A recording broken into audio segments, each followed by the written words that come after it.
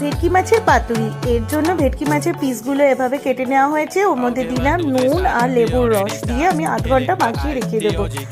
এরপর একটা পেস্ট বানিয়ে নিলাম। 2 চামচ সাদা সর্ষে, পোস্ত 2 চামচ, কাজু, 4 মগজ, শুকনো লঙ্কা একটা আর 2-3টে কাঁচা লঙ্কা দিয়ে যেরকম ঝাল খাবেন এইভাবে আমি এটা পেস্ট করে নিলাম। সেটা ভালো করে মাখিয়ে নেব। ওতে দেবো কাঁচা সর্ষের তেল, হলুদ, নুন আর অল্প পরিমাণ একটুখানি মিষ্টি। ভালো করে মাখিয়ে আমি 1 ঘন্টা ফ্রিজে রেখে দেবো। এরপর আমি কলা পাতা নিয়ে আগুনে এপিটোপিট ঠিক 5 সেকেন্ড করে ছেঁকে নেব।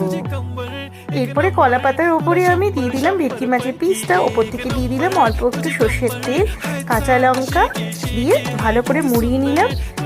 এপিটোপিট করে সর্ষের তেলে আমি ভেজে নেব 10 থেকে 15 মিনিটের মতো। হয়ে গেল আমার অতি প্রিয় বাঙালির খাদ্য ভেটকি মাছের পাতুরি। Just enjoy.